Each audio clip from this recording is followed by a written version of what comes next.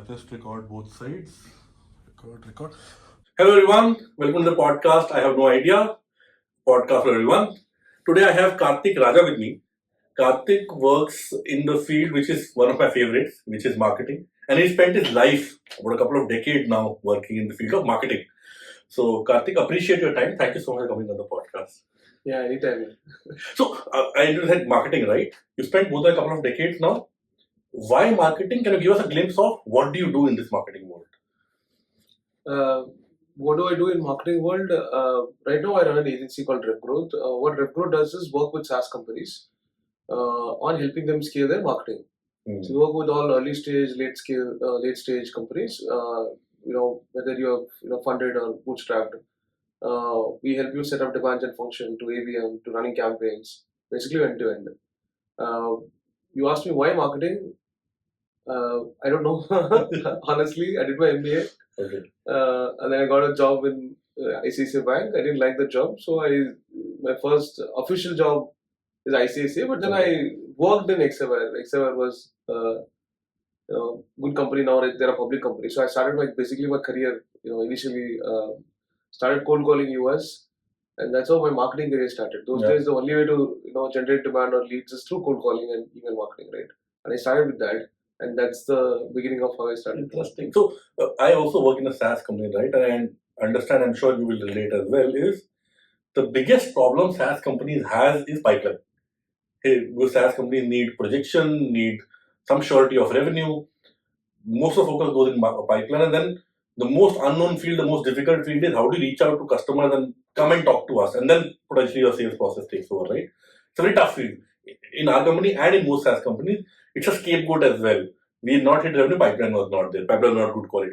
So, how has your experience been doing this role now with your own company and then previously with other organizations directly in the company as well, right? What is the success mantra here in some sense? What makes marketing click for SaaS organizations? There's no success mantra as such. In marketing, there's nothing very straightforward. What works in one company doesn't work in another company. But generally, when we try to do initial strategy, right? So the first thing is to look at whether it's an existing category or a new category. Especially in SaaS, there are lots of new problems that people solve, right? And there are existing tools which is very famous in the market, like how Freshworks started, right? They have Freshdesk and Zoho started, CRM. These are existing categories, right? And it's for an existing category, you generally try to capture the existing demand. For a new category, you will always have to create demand. Yeah. Because you have to educate people on what the problem is and what is the solution and then what the brand is about. This is an existing category where you don't have to do that. There are people who are already searching for a product. Then you have to capture demand. So that happens through Google search. Mostly happens through Google search. Right now, a lot of it is also happening through social. So it depends on what company, how much money they have for what. Sure. And we also, when you start, generally, a lot of them is founder-led, and a lot of them do outbound. Outbound is typically reaching out through phone calls or emails, and that's the cheapest way. Then the effective way is probably also running ads in Google. Can I pause you there? So when a layman would hear marketing, the image comes to mind is somebody who runs ads, somebody who does billboards and things like that. Can you break down for a layman when you say marketing for a SaaS organization? You mentioned outbound. People might know what outbound means. What are the various aspects of SaaS marketing, and then your experience in those areas? So so SaaS generally is first to a little bit of SaaS explanation, right? SaaS is basically software as a service, right? As the name sounds, it's not exactly as it means. Yeah. So you have a software on the cloud. So those days it was all on-prem. You have to install a software in a server, and then you can only use internally between the companies, right? So there's no SaaS there. So Salesforce was the pioneer. So they only said you can log in just with the link, and then log in, use it for a month. If you're not happy, then disconnect, right? There's no huge capital investment. There's nothing, right? You can just pay for a month. Sure. That's what is subscription based, and it's cloud hosted. I'm pretty sure people know what cloud hosted is. And it came where people said, don't pay whenever you wanted, and then stop whenever you wanted. Okay, so that's the whole idea of SaaS. And it's probably online. Like a lot of it is online, right? So you have people, traditional businesses are you have to see a physical product. It's not a physical product. So a lot of it you can actually sell through online. You can buy a product for $10. You can also buy a product for 100 rupees. You can buy a product online for 1,000 rupees, 2,000 rupees, right? So that is what the SaaS is. Um, so when I probably talk about how marketing is, right? So in traditional business models, you have a TV advertisements. You have a product. You show an ad in TV, or you have the distributors. No, you go to the distributor and say, "Can you display my product?" You go to Correct. all these Nilgiris and stores like that, right? Go to an airport with a large billboard. Exactly, right. You put a billboard and you create a visibility about the product. So those things are very traditional products, right? And that's how you do. It's called above the line, below the line. Okay, so there are in SaaS you don't need that because there's something called ICP in SaaS, which is called ideal customer profile. Okay, you know exactly who your audience is, so you have to define that very very clearly. Okay, my audience could be, hey, let's say I'm selling I have a CRM product. Yeah. Now I have to define who is the CRM for, and what is the size of the company, whether it is an SME or a mid market or an enterprise customer, and you also say that these customers, how do they look like, so you know exactly who you are marketing to, and when you know exactly who you are marketing to, so then you pick a channel and reach out to them. Okay, like I said, when you have money, you do multiple things. When you don't have money initially, you start with reaching out to people on the Correct. basic thing is email is available for free. Correct. Right. A lot of the times you can get it for very cheap. Right. So they start with doing like buy a database of some sort. Buy a database of some sort. Okay. So when you have that, then you reach out to people through the easiest medium, because you already have email, you have Gmail, okay, and you have the email ID of a person, and maybe you can get a call or something, and then you have that LinkedIn, link of that person who will eventually become a prospect. Aren't people spammed with emails or SMSs or cold reach out? Because at least in the B2C world, where I am a customer of many brands, let's say, right? I'm just fed up of people sending me SMSs of various brands or even emails. Personal emails I stopped checking because it's mostly spam. SMSs are dead now, right? Because it's mostly spam again. Just OTP and for spam messages, SMSs are there. Are they really working even today? Yeah, it works. If you do it right, everything works if you do it right. What I've also seen, even I get tons of emails and I generally don't even respond to them. A lot of them spam. Yeah. So why? Because it's being abused now. Everybody uses that. And everybody uses it like a very automated way. So I tell people when they do automations, nobody is going to respond. When you take a little time to researching people, generally see when you invited me, right? You probably went through my profile. You reached out to me with the proper note, right?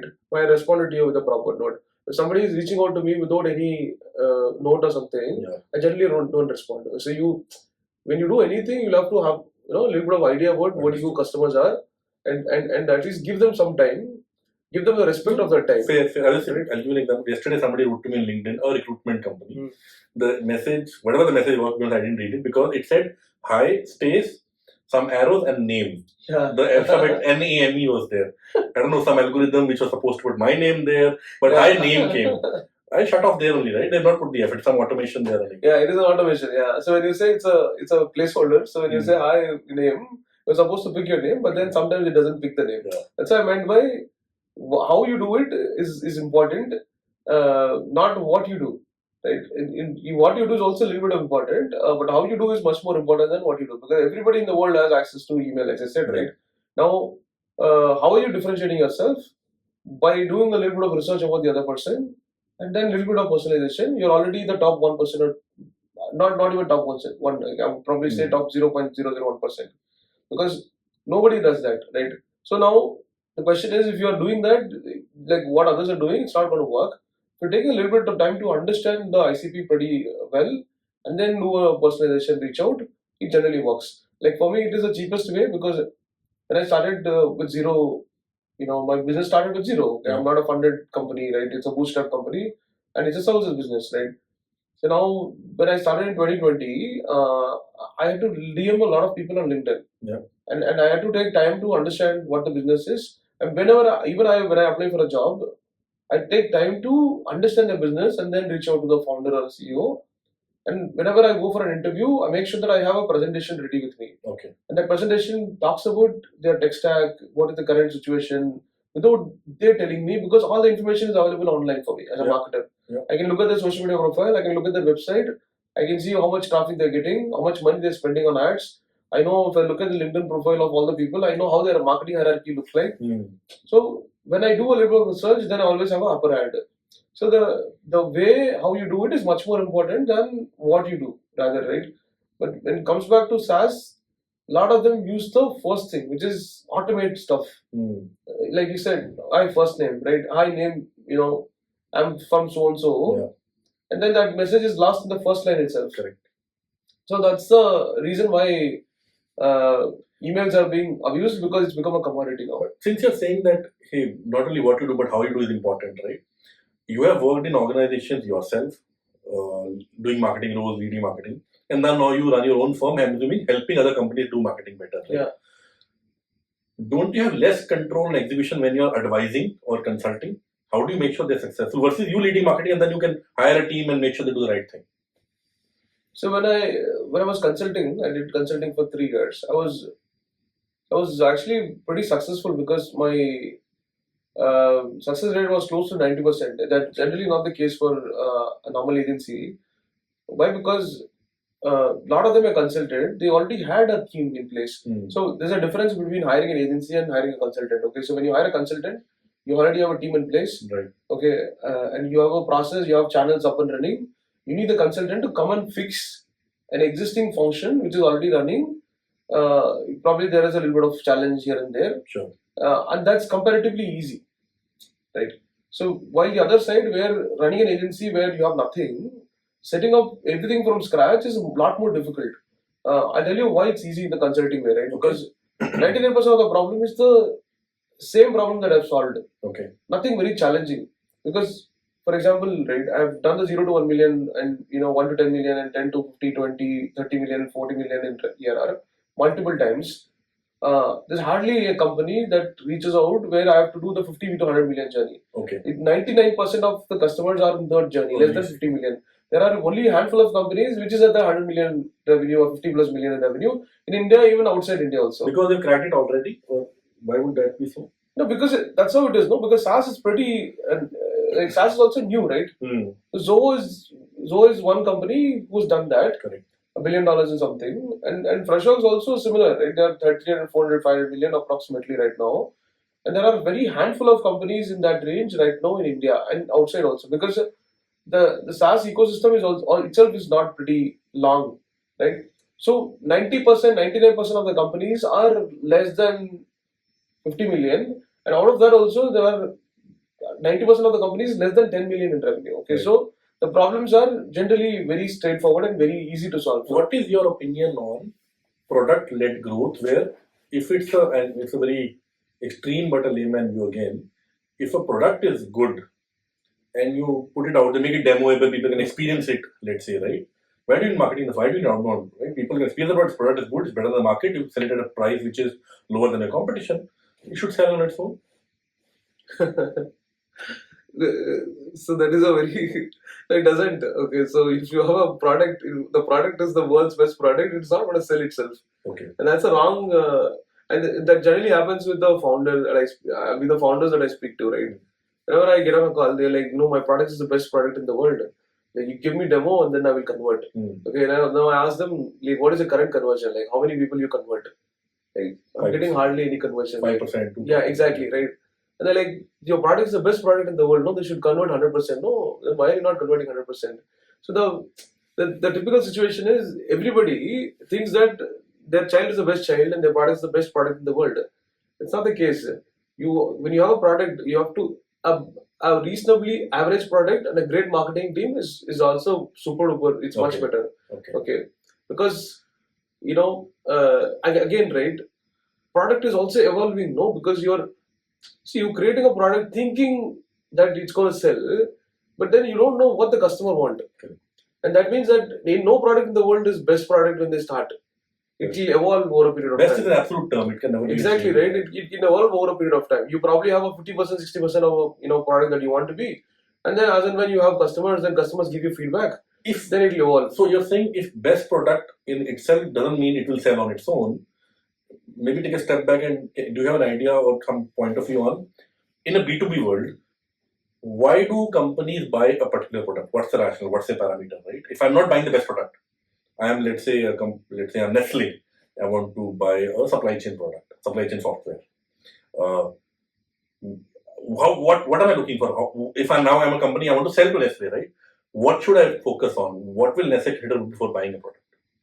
See, a lot of enterprise selling happens through relationships mostly. That's why enterprise customers or enterprise people who sell to enterprises, right? They think that marketing is a waste of time. Okay, so they invest a lot in sales. Yeah. And that's all. Why? Because traditionally that was the case.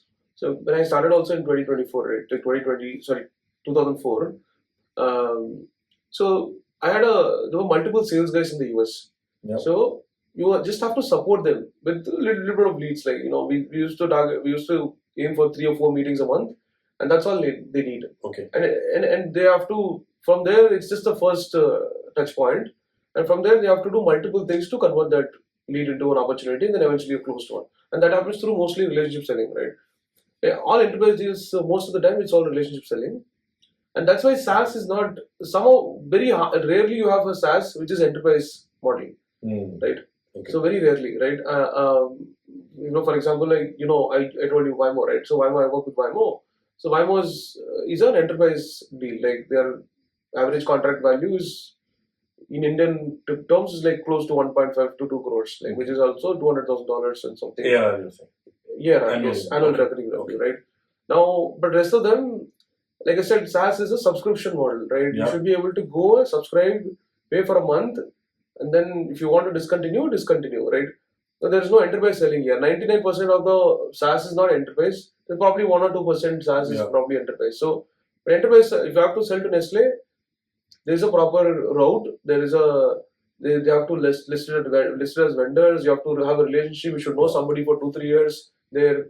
And for early customers, they don't agree. There are compliances. There are laws.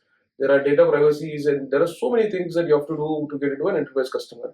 And you can't do it like first year, second year, third year.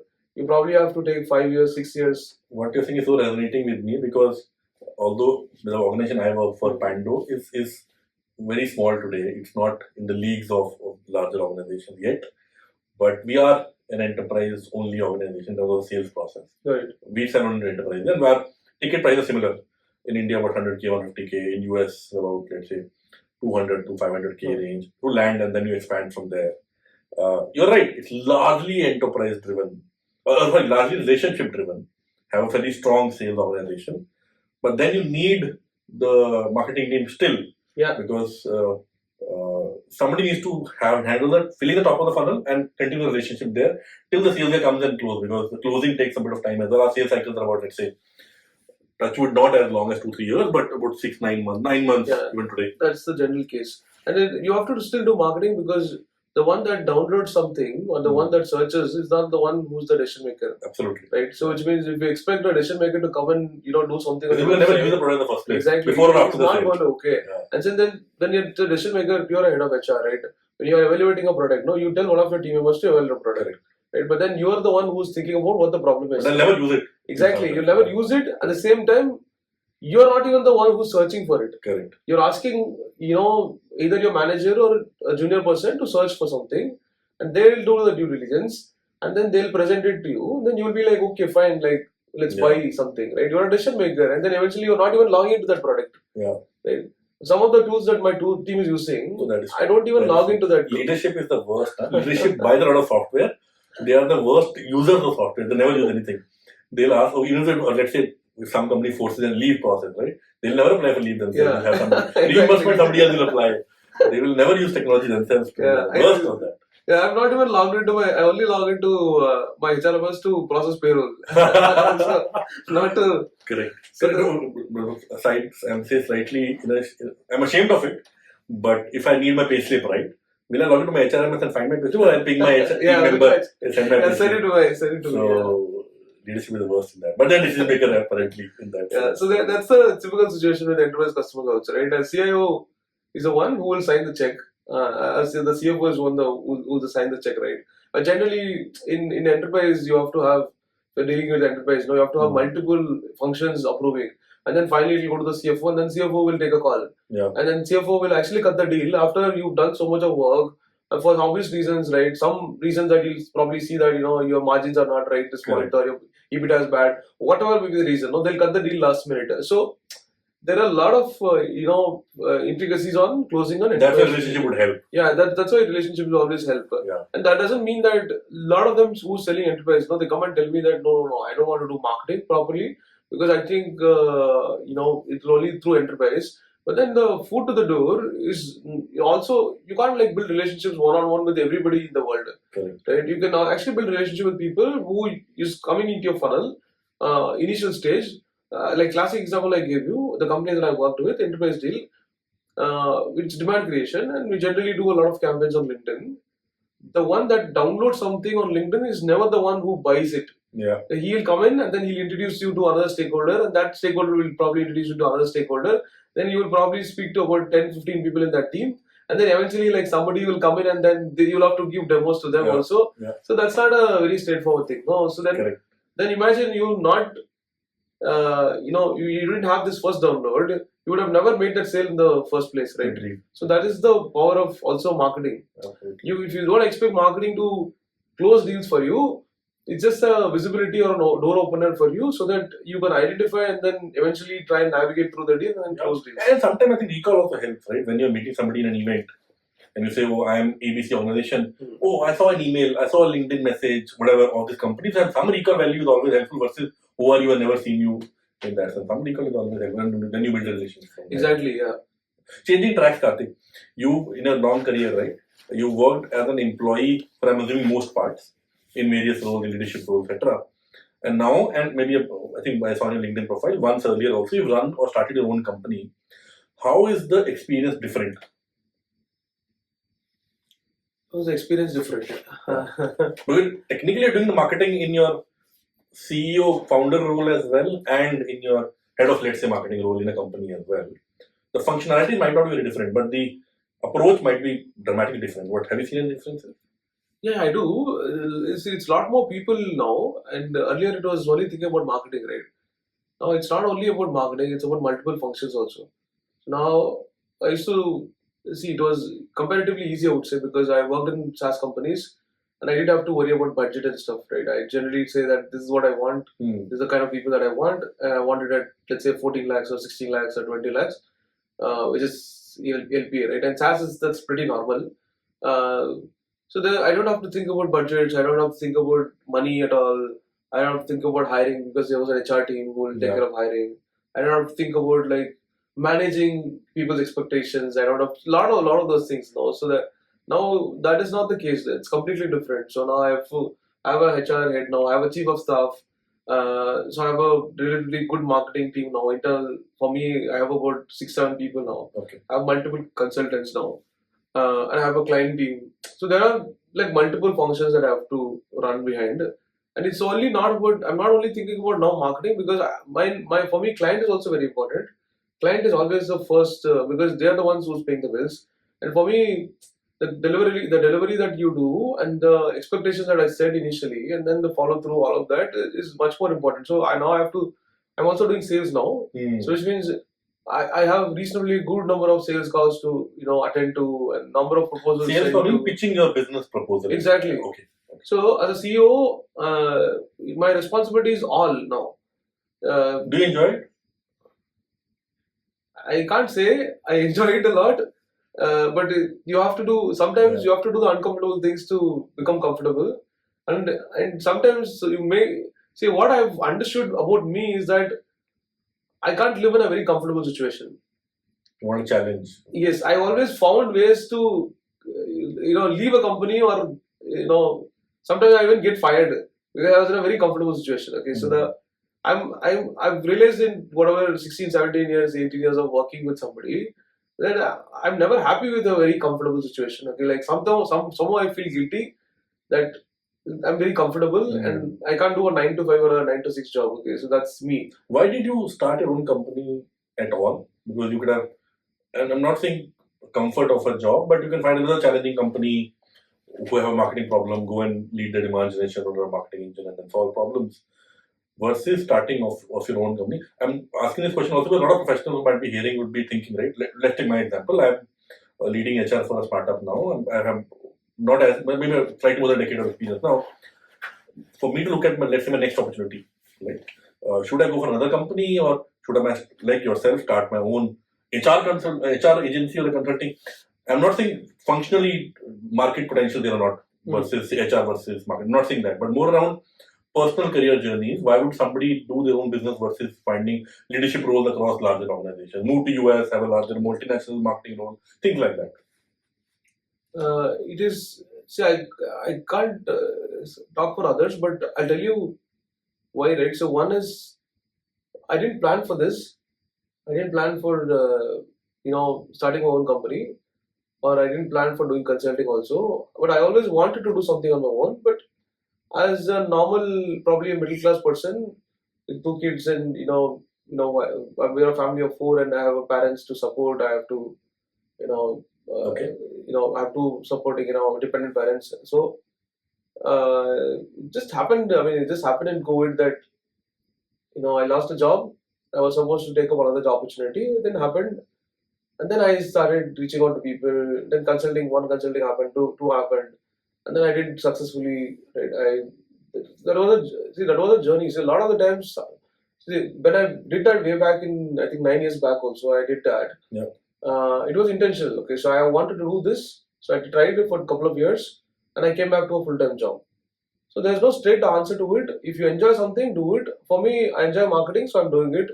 It's more of a passion than forcing into it. Okay, so I do it because I really love doing it. But I'm assuming a business would have a lot of variation in income. Some months might be great, some months might be very low from a business standpoint. Versus a salary kind of gives you that predictability in expenses or in earnings, right? Have you seen that as well? Yeah, right now, yes. Because my margins, when I was a solopreneur, we were doing consulting, was very, very high. And I have made a good amount of money, right? Sure. That money you can never make in a job.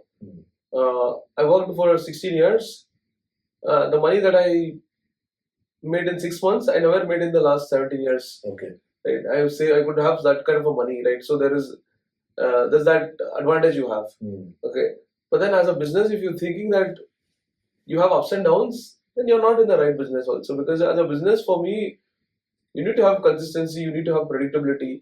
You need to have. You might not get a reasonably though, right? When you start a business, you're dependent on 2, 3, 4 customers only. You don't have a long list of customers. Their business, they are giving you orders, will decide how much money you make. Right? Initial variation will be there? No, I think. See, I've been in the business, like a good enough time to actually predict, forecast, understand pipeline, and create a predictable pipeline, and then also have a model where I know how much money I'm going to make next month. Nice. So that's because, as I said, that's because of the experience. Okay, it doesn't come with, let's say, 2 years, 3 year experience, right? I'll give you an example. Let's say my monthly pipeline generation is $500,000 now. Okay, right? So now I know for a fact that my total pipeline is probably about 12 million, whatever. And I know that I have to close about 10% for me to do something next month, right? So now, a lot of the time it's pretty clear. Okay, the only thing you have control over is creating pipeline. Yeah. You don't have control over closures sometimes, because sometimes the market supports it and sometimes the market doesn't support also. Right now the market is a little slow comparatively compared to the 21, 20, 23. The conversions are absolutely amazing. Okay, so as a business person, if you have predictability in terms of what your ERR will be or your revenue will be, I'm talking ERR because SaaS, but as a business, it's not ERR, it's the revenue. Right? So I know exactly how much revenue or how much closures I'll have the next month, probably because of the pipeline that I have. So I have some, let's say, 75 opportunities in my pipe. Maybe out of that, 30% is closed last because of price reasons. There are some 40-45 opportunities in the pipeline, and my aim is to close 3 or 4 customers every month to reach a revenue, let's say, number that I have in mind. So which means my team works towards that, which is basically reverse engineering, and everybody has a OKR. So it is not ups and downs, because when you are expecting something to happen out of thin air as a business, then you will have the ups and downs. Correct. When I say thin air, is like a lot of founders that I know of, like when I ask them like where is your next business coming from, they have no clue. They're like, okay, I'm getting business because I have referrals from somewhere. Oh, my existing clients are referring me to somebody else. That's not predictability, no. That's a bonus for you. Yeah. Somebody's referring you to somebody. That's a bonus. Now for me, I don't have bonus. I have predictability. Okay. I know my outbound channel is. I have a 4-member outbound team, one SDR manager, and I have a couple of growth person, and I have a demand gen head. I have a content head. There are 6-member content team under her. They write articles. They do landing pages. They do multiple things. I have Google Ads running. I have LinkedIn running. So my sources are. I know I have to get so many leads from each of those sources to achieve my pipeline target. So I probably invested it way back. Okay. Like 1 year back now. Okay, so now I'm seeing my pipeline grow, and there's no. If market is not supporting me for closure, I'm still fine because I know exactly how much money I need to run the business, and my burn is also not a lot. Like for example, my burn was only 30-40% earlier, and now a little bit of increase now because of growth. Okay. Right? No, if I want to cut growth, I can come back to that. But still profitable. Yeah, very profitable. You're not funded, so obviously have to be profitable. Yeah, I'm very profitable. So which means I always have my 1 month of, as I said, no, my burn is 30-35%. My 1 month of revenue is enough for 3 months' salary. Okay. So which means either I have to decide what to do with that. We're right now investing on growth. Okay. So 90% of the time, I know what business is coming in, how much pipeline I have, who's on the pipeline, who's next for closure. Okay. So predictability is there in my business right now compared to when I started pretty early. So when I started 9 years back, did for a couple of years, there was no predictability that time.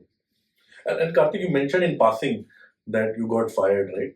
Two things there. One, I'm very surprised, positively surprised that you were talking about it because there is generally a sense of shame attached to it, right? When somebody gets fired internally to the current company and to the outside world, you want to hide it. You sign actually NDAs to make it voluntary attrition on the tool, on the system. And you're talking about it openly. So one, what happened if you're comfortable sharing? And then second, how are you talking so openly about it? Why is no hesitance in sharing those things? You wrote a LinkedIn on post about this as well, I saw. Yeah, I've written multiple posts about it. And getting fired. See, one thing I understood right now, I don't care a damn.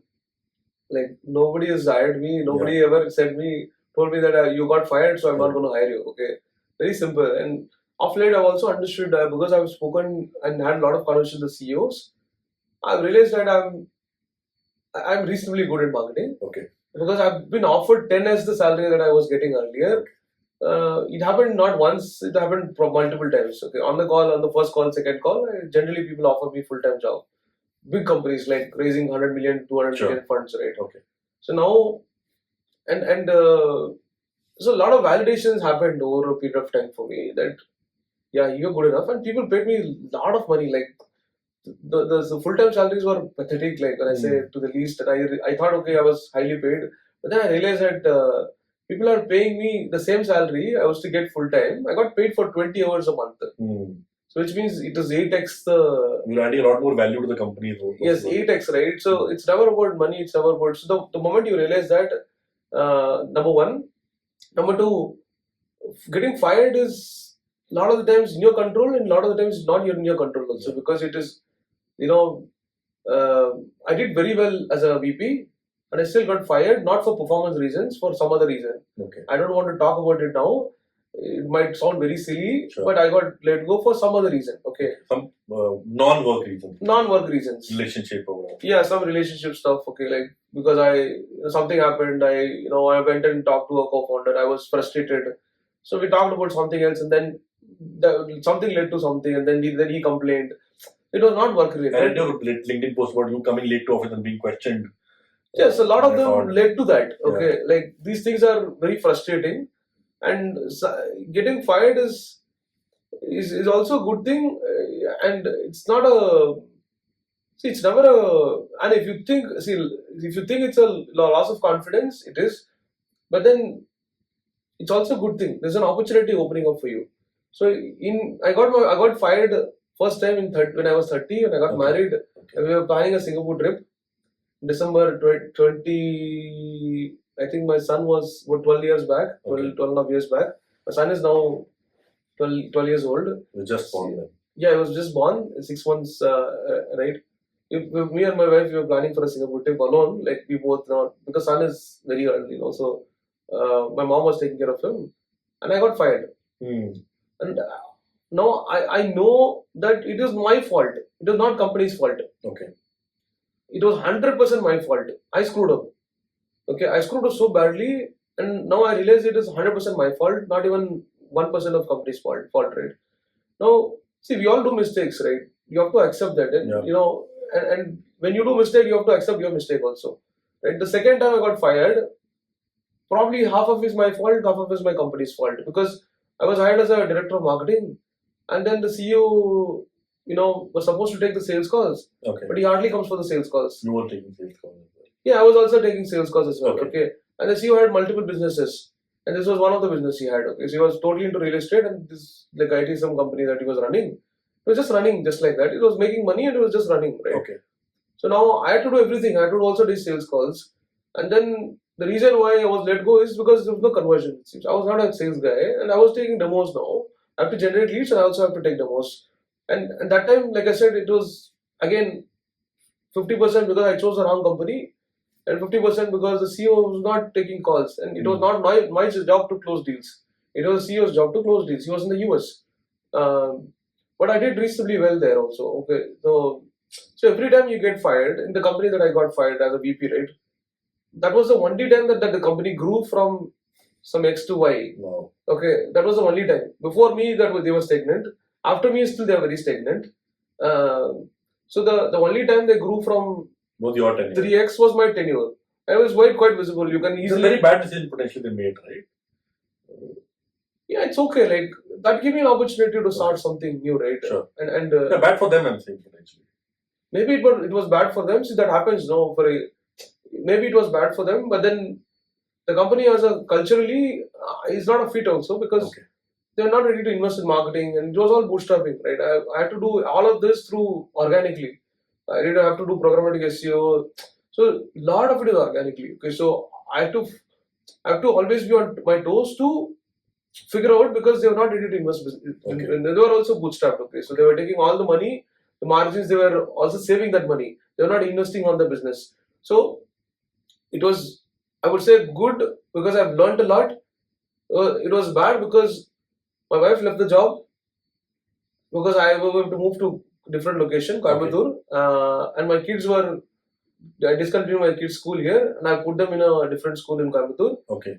So my life had to change. Wow. I have to relocate, and then I got fired for not performance reasons, for something else, and that hurt because, as I said, it was because everybody is quit. We were both jobless. My wife was in a good job. She was a project manager in Mindtree. We would have run the family. Now both of us jobless. 2020 during COVID March, both of us didn't have job or we didn't have a lot of savings also. So it was bad because of that, and because they committed me 2 years, and I asked for a legal contract. They said no, legal contract is difficult, but they committed 2 years to me because I was working in a good company in Chennai, a reasonably very good company. It's a very well established brand called Kislo. Okay. So I was working there. Okay, so very happy company, good company, stability. I was working with a great boss. All of that was happening, and then they literally kind of behind me to join them.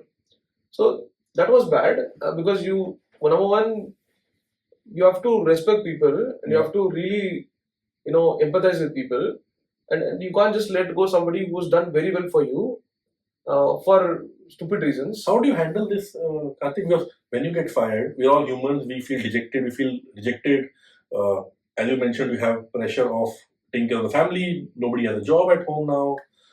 Now, obviously, after running your own successful business, confidence is back. You can talk about it more openly. I'm not sure if you were talking about it openly then. You were concerned, right? What advice would you give? Because layoffs are, sorry to say, but very common now, right? A lot of people feel extremely bad about it. They take it personally as well. Oh, I'm not good enough. And you've come through it a few times now and super successful now, right? How did you get through it? And then if you have advice to a young professional who's getting laid off for whatever reason, their reason or company reason. It doesn't affect me. I don't know why. As a person, nothing affected me. I don't know sorry, if I can qualify that question, right? I recently know somebody who got laid off. The personal impact of taking a family and yourself is lesser. But the societal impact of how do I tell my in-laws, how do I tell my parents, how do I tell my friends that I'm jobless is massive. They don't even, after getting laid off also, they're not telling anybody. They are hiding it from people. On both aspects, how does it work for you and the Okay, so I don't know the art of giving a fuck, right? I'm that guy. Okay, so I don't care a damn about anything, and that's been my case since my childhood. Okay, so that helped me a lot because I give you a simple example, right? When I had like 500 rupees in my bank account, I never used to bother. I'm like, why is 500 also? Let me go and spend. I spend and then come back to zero and then be happy about it. Okay. So I don't know why, because I've seen extremes in my life and nothing affected me. Because when I see extremes, I come from a very, very rich family, Okay. a business family. So I lived my life in a huge home, like 10,000 square feet, 12, 13 bedroom house with 4 or 5 cars. And suddenly, with no money also, I hardly used to have money for college. Okay. 100 rupees, 200 rupees also was not there. It was 50 rupees. My dad used to give me like 100 rupees, 200 rupees to weekly for college expenses. So from there to nothing, like in no time, right? And I realized that didn't affect me for some reason. And then I also carried a lot of debt, my family debt, and because of business loss.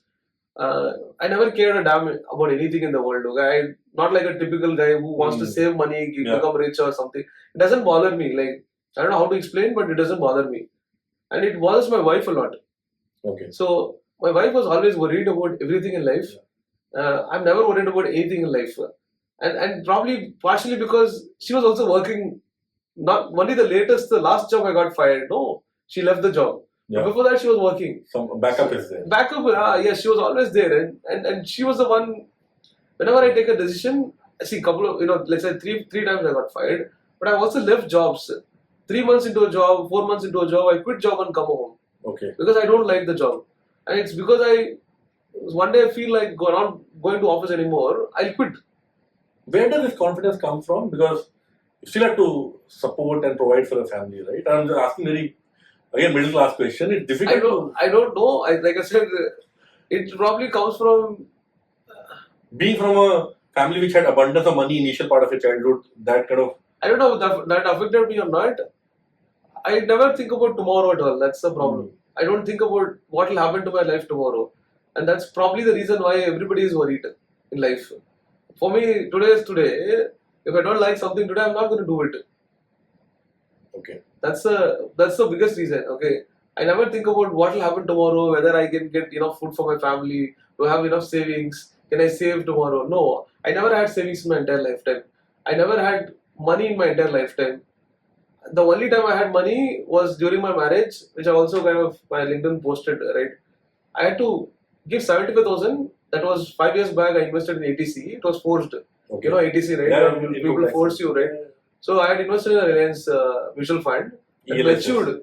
Yeah, that matured in 5 years, and that 35,000 gave me 75,000. That was the only money I had as savings that I had to give my dad for my marriage. Okay. That was my marriage expenses. Okay, so I have no savings. I've never had savings in my entire lifetime. Not even a 10,000 rupees bank savings or stuff. Okay. Whatever I earn, I give it I give my family, and whatever left, I spend. Like I said, I never think about my future at all. I never thought about my future. And that's one, I would say, advantage I had. And that's still the advantage that I still have. I've changed a little now because I have a company to run and I have payroll to pay. Yeah. So I think a little bit about, okay, how do I take the payroll tomorrow or all of that, right? But then still, I'm not even in that situation because my payroll is only 40-30% of what my revenue is. Yeah. So I'm not really worried. Okay, so I know that for a fact that couple of months if I earn, and then I can pay the rest of the salary. So which means right now a little bit of thinking there, but I hardly used to think about my tomorrow because my wife was there to think about every day. So I'm like, okay, you think, and I live my life. But you mentioned in briefly about your family upbringing, right? Initial parts. Do you think, taking your example, people who are from uh, slightly more well-off background initially in the childhood, and then who've seen ups and downs in that early part of their life, are more risk taker because they've seen ups and they've seen downs. Hey, what else can you've seen the worst also? What else can go wrong? You become more risk taker. And can you talk about your childhood a bit more? Are there instances which help you shape as a professional today? I don't think so. One, because again, I've come from a very privileged family. I've never taken a bus in my until I finished school. Okay. We've always had all these big cars like Tata Sumos, those days, Yeah. Maruti 1000, Yeah. right, and Fiat and Ambassador and stuff, right. So I've been like that, and I was also very spoiled because I lived with my grandparents.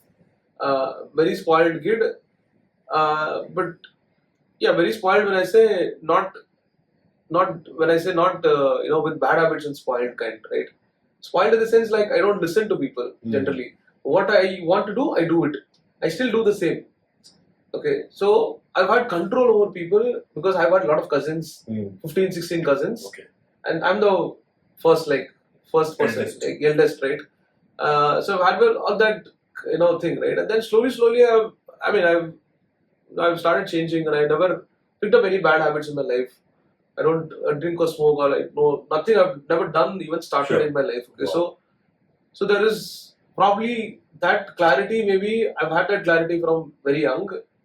I've had friends who got married to my schoolmates.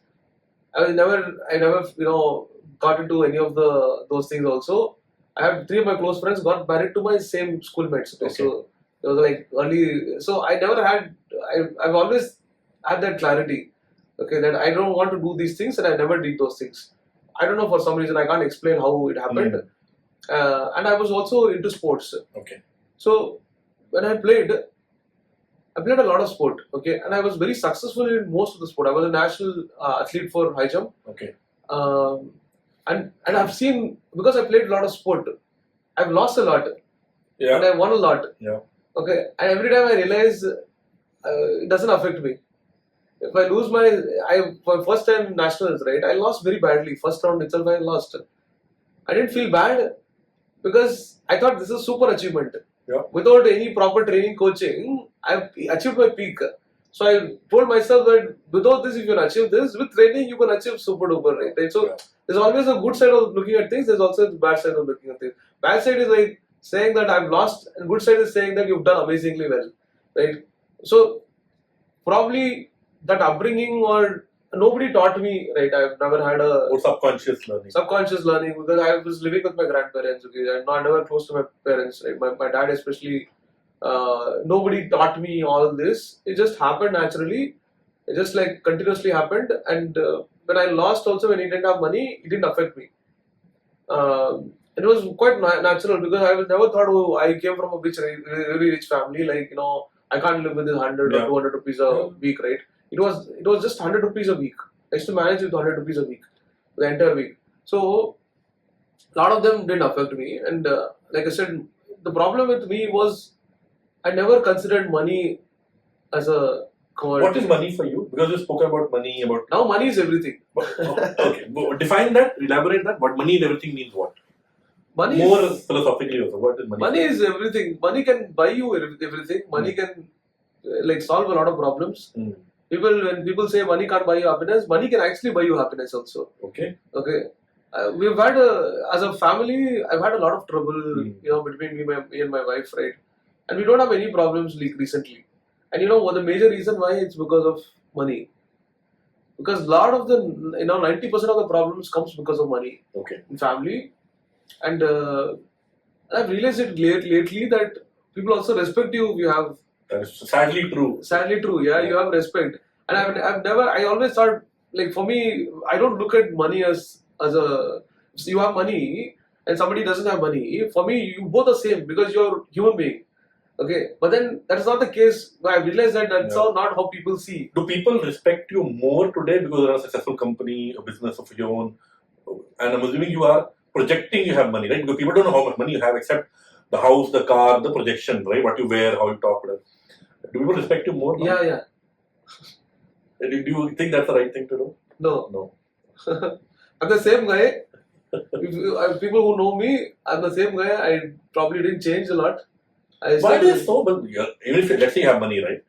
And I'm respecting you, let's have a deal more because you have money. You're not going to give your money to me, right? What is the incentive for me to respect you more because you have money? Is it looking up? Is it inspirational? What exactly? Mostly psychological also, because that's how, it's also like I said, that's also because of the society upbringing, that especially Indian parents or Indian ecosystem, or the way you bring up child, right?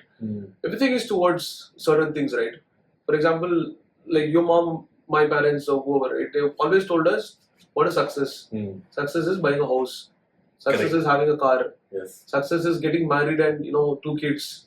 Success is going to the US, right? Success is traveling to countries, taking vacations, right? And that also is not success, by the way. I'm saying vacations also. I've said Sure. success is all of this, right? Buying a home, buying a car, having a family, okay, with a good salary, Correct. in the US, all of this is how people define success. Correct. And that's how you've also measured success through money, right? Consciously or subconsciously, you measured success through money. No parents said, hey Karthik, success is happiness. Yeah. Right? So don't worry, don't buy anything. As long as you're happy, you're fine. And nobody ever said that, right? So success is, the society has defined success as money, and that's how everybody is looking at. Don't people judge you, Karthik? Because the way you're talking, right? And I resonate with it a lot. I kind of agree with you potentially what you're saying as well. But when you talk about it, hey, money is everything, money buys you happiness, people respect you because of money. A lot of people look down upon making more money as well. Right? If I make more money or rich, that's a negative parameter of some sort, right? Most of the movies, at least not now, maybe a couple of decades back, the bad guy is always the rich guy, the hero is always the middle class, low middle class, from the ground he's come up. More money means wise, more money means arrogant, more money means proud. Oh, this person is a big shot. Arey bade baap ka beta hai. Well, that guy, that whole notion of, never I've seen, at least you're right, no parents, at least my parents don't tell me anything, make more money, that is what we want for you. They never said that. But you're right, they said have a good job, buy a house, which is essentially money only, right? So have you faced negative repercussions of making money? People judge you because of that, your opinion more than more you making money? Yeah, a lot of them do, but as I said, I don't care. I'm happily living in a super apartment, driving my BMW, going for vacations outside of India, at least 3 or 4 times. Your opinion. See, whatever you just said, a lot of people say, hey, he's arrogant, look at the way he's talking. Yeah, I'm arrogant. I don't care. Why do I care about your opinion? Did you help me when I was struggling? Absolutely not. I was struggling, I had 1 crore debt. Did anybody help me? No, nobody. Not even my friends. Not even family, right? Nobody comes to your help, right? Now, did you come and say, oh, okay, like now, opinions? I don't care about your opinion at all. Yeah. I don't care about, see, like I said, no, I've realized that it is important for your freedom. Okay. I don't want my life to my kids, number one. I don't want to give my child like a negative this thing saying that, hey, success is completing an education, or success is buying a house, or getting married. No. Success is do whatever the hell you want in life and be happy about it and have the freedom to do whatever you want. Okay. That is the success, right? Now, when I say money also, again, end of the day, see, it's also buying me time. Yeah. Right? A lot of it is buying me time. I'll tell you, I've taken so many vacations the last 3 years than my entire lifetime. Sure, yeah. And that's memories for me. And see, I go, book a 5-star hotel wherever I go with my kids, right?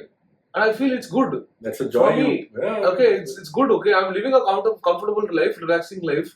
Okay, and it's for the time that I spend with my family. That's also very important. I agree. Since when many people hear, right? Money is good, money buys happiness, but people judge, right? What people don't realize very often, and you're right, is money buys you freedom and time, right? Your time is yours, you have freedom to do whatever the hell you want to do, right?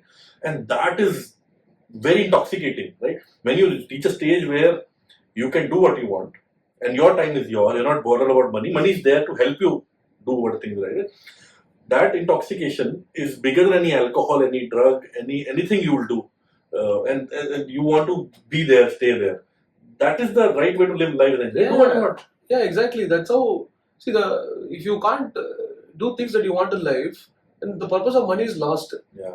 So like I Passing said, by, no, when going people by. judged me when I posted about BMW, okay, like I said, people really judged me, right? Like they said, arrogant guy, like buying, the expensive stuff, all of that, right? And showing off. Showing off, Yeah. right? But that's what I want to do. Do you want to show off? Who are you Do to- brands matter to you? No. I don't want to show off, but brands matter to me. Okay, see, I don't want to show off. See, the showing off is, see, I do something, all of it for me only. See, I like driving, so I'm buying. Okay, I like doing this, so I'm doing it. Okay, I like buying brands, I'm buying brands. Okay, it's not to show off people. I'm born and brought up like that my entire life. Yeah. In my childhood, my uncle and aunt, they used to take me to Bangalore for shopping. Okay, we go in a car, spend a couple of days, stay there, shop and come back for Diwali and all Sankranti, Pongal, whatever, right? We call Pongal in Tamil, right? Yeah. So I'm used to that. Okay, that was my lifestyle. I lived in a very 12-bedroom home. There is family judge you also. You're saying I don't care, right? You might not care about random people. Yeah, but they do. the family will judge you there. Yeah, right? they do. My mom, dad also they judged me. Yeah, when I bought a BMW, they said, "You don't have a house. Like, why are you buying it?" I just said, I'm 43. Why do I care? I don't care what my parents are judging me. My brothers, sisters, friends are judging me. I don't care a damn. Because I want to live my life. Okay, this is my life. This is my life. Okay. But some people who have lost a lot of money, right? And they've seen the rock bottom. When they get some good money again, they are fearful. I don't want to see bad times again, so I'll save. I'll not spend. Are you fearful? Hey, all this money can go away, right? Business can go bad, and I will save and protect. Yeah, I do. See, the first conscious decision was to save. Okay, and not because I want to save, because I don't want to put my family in a bad situation ever. Okay, so what happened was, the first thing is to clear debts. So the initial money that I made, it went for clearing debts, right? The next bunch of money I made, it was all savings. Okay, I used to spend money, but then a lot of money went to savings. So I have a good portfolio now, investment stocks. I have reasonably good money in FD. Okay. My family without me is safe now. So from that moment, I started spending. Right. Then I said, now I have good money. I have insurance, term insurance also. If I'm not there, they're not going to suffer. They don't have to work for the rest of their life. Yeah. So that conscious decision happened. Okay. So then I started spending on what I want to spend on.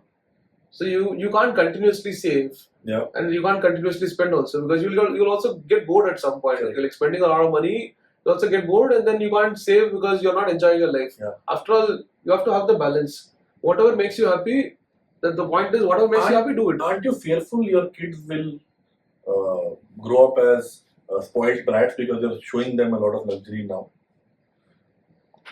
Let them, because show them luxury, so they also want to live that life without me.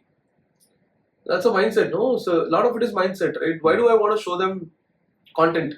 I don't want to show my child's content. Be happy with what you have. No.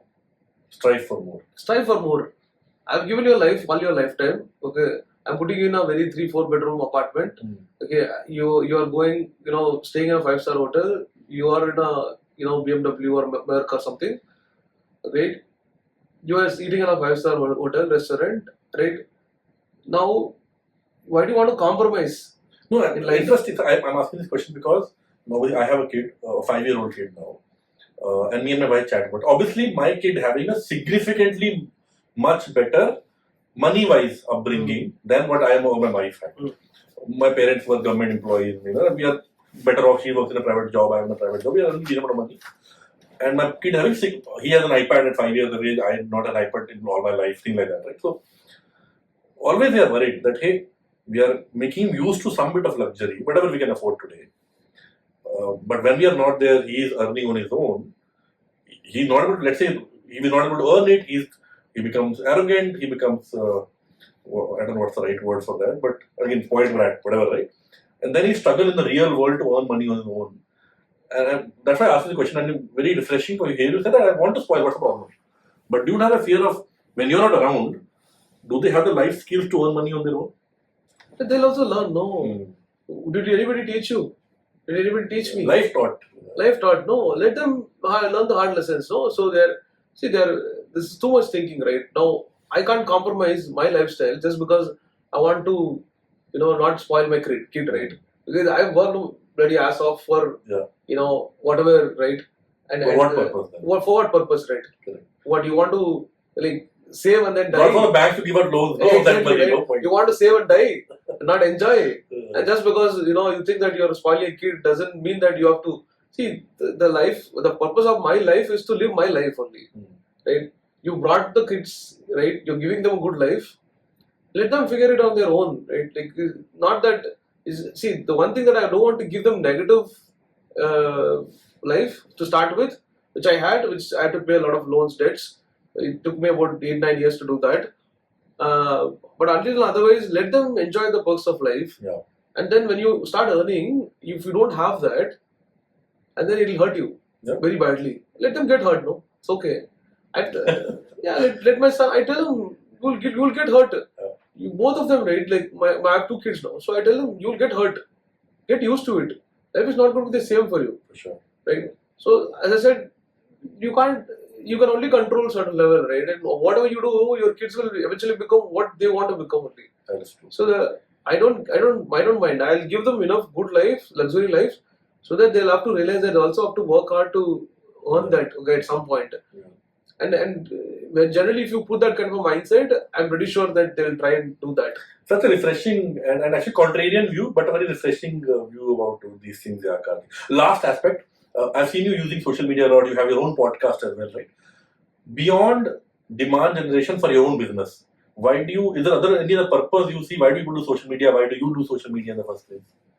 Yeah, because I see it'll also help me as a brand, and it'll also help my company as well.